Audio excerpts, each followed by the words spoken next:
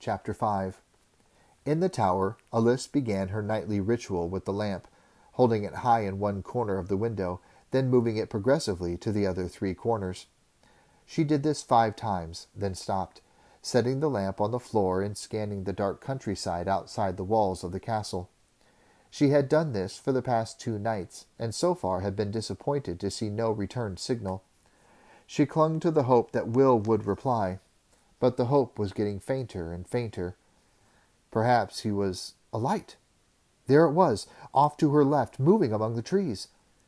For a moment she felt her excitement surge, then just as quickly it deflated as she realized that the light was red and that it was moving along at a fixed height from the ground, alternately fading and flashing as the trees obscured it. She knew that strange lights were often reported among the trees of Grimsdale Wood. Perhaps this was all it was. Then, out to her right, she saw another. This one was yellow, and it moved up and down in a straight line. Then it disappeared for a few seconds, reappearing some distance to the left of its original position, moving up and down. As she watched, it went out again, and the red light reappeared, flitting in and out of sight among the trees. Alice's heart sank. For a moment she had thought her attempts had been successful. Then she saw it. At a point halfway between the other lights, a bright white light suddenly appeared, and it traced a steady square pattern just as her own had done, from one corner of the square to the other, with a steady sequence. Top left, top right, bottom left. Far below, she heard the muted murmur of voices on the battlements as the sentries also saw the lights, and she realized what Will was doing.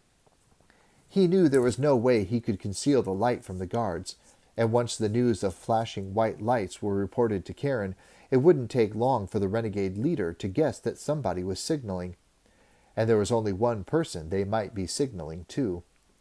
So Will had decided to hide his signal lamp among other lights, the sort of lights people expected to see on the fringes of Grimsdale Wood. She smiled to herself. Will was hiding a tree in the forest, as the old saying went. Another light, this one blue, was flashing. Then the yellow one was back, then the red one, and then the white one in the center. She set herself to ignore red, blue, and yellow, and watch only white. She picked up her own lamp, concealing it behind a stiff piece of old dried-out leather that she had found discarded in the bottom of the wardrobe. She centered the light in the window, and then flicked the leather back and forth 5 times, sending a series of 5 rapid flashes to the watchers at the edge of the forest. In the code, 5 rapid flashes from the center of the square meant communication had been established. Immediately, the other light replied in kind.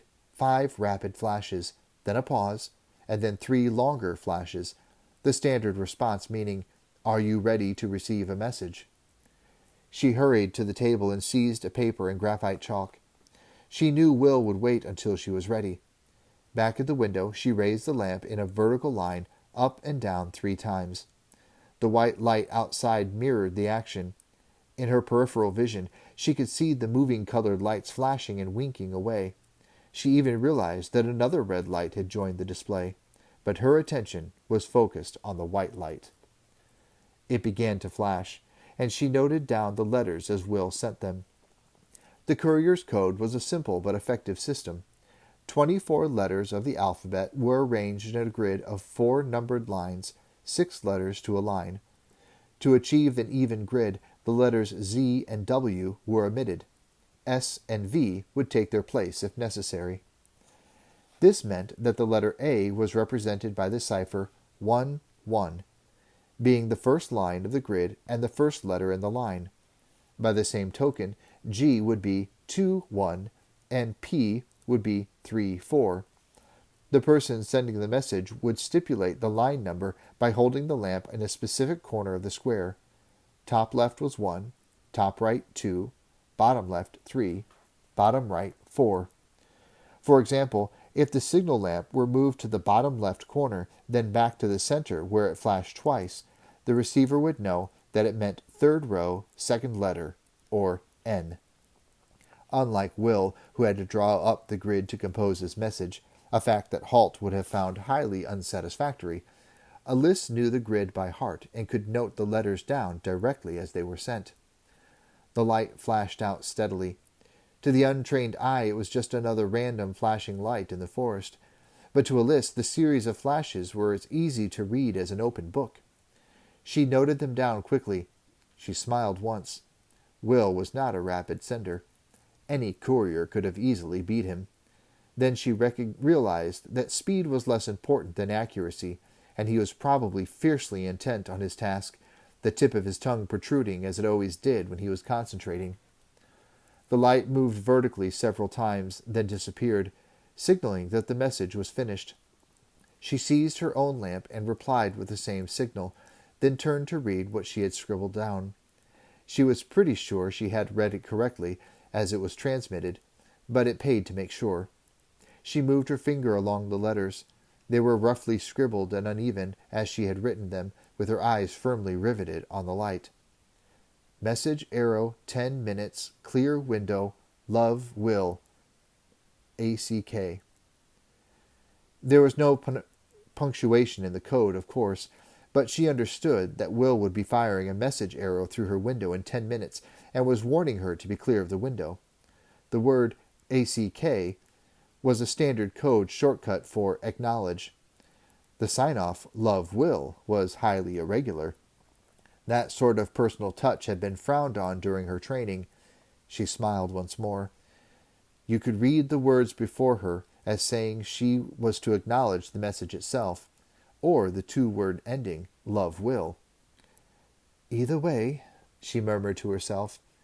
Hastily she picked up her lamp and moved it vertically in the window 3 times, up, down, up, in the standard signal for acknowledge. Then she drew the curtain well back from the window and scanned the forest one last time. The colored lights continued to flash, and now the white light was swinging in an arc. There was no more signaling, she realized. They were just keeping the light show going. Below on the battlements, the sentries had grown bored with the lights. The murmur of voices she had heard before died away as sergeants ordered the men back to their duties. She kissed her fingertips gently and blew a kiss out into the dark night.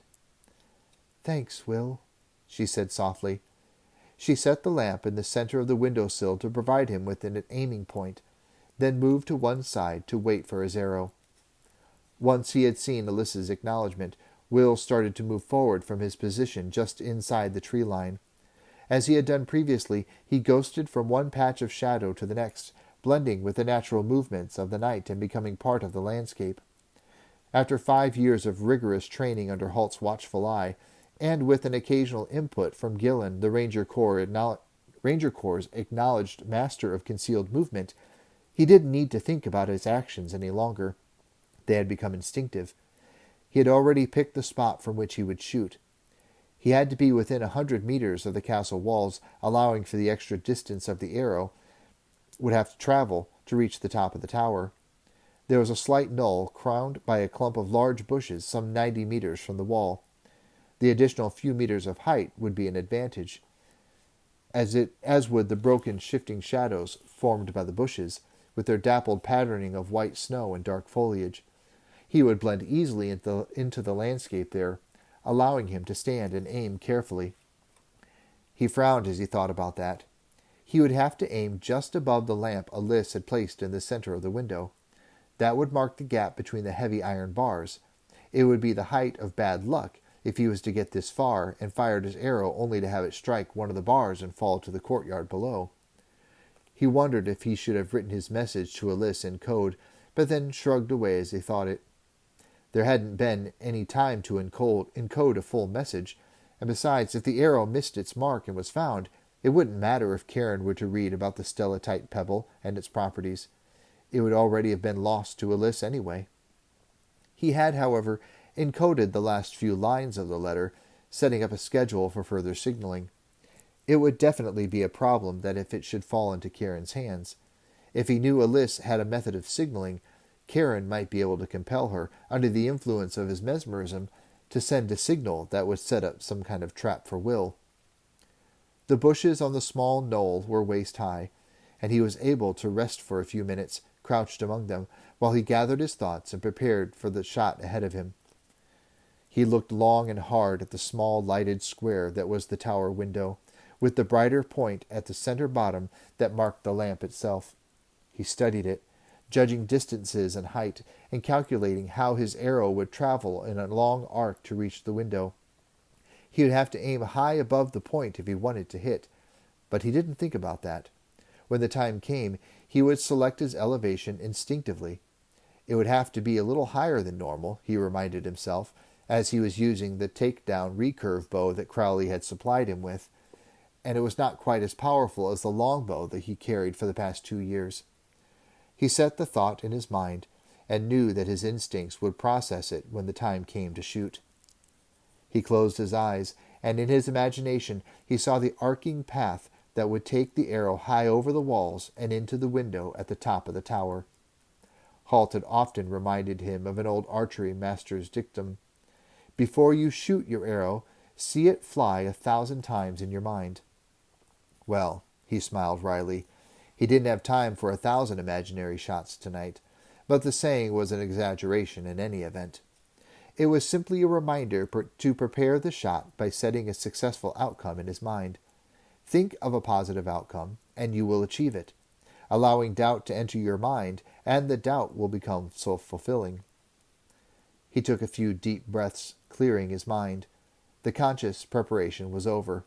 Now he would allow his instincts, the result of hundreds of hours of practice and thousands of arrows fired, to take over and produce the shot that he wanted. He rose slowly to his feet. Although at least a dozen pairs of eyes in the castle wall were turned in his direction, not a soul saw him. He drew the message arrow from his quiver and knocked it to the bowstring.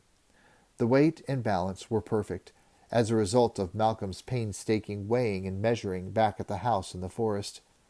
The healer was used to dealing in exact weights and measures, and Will knew this arrow would fly like any other arrow in his quiver.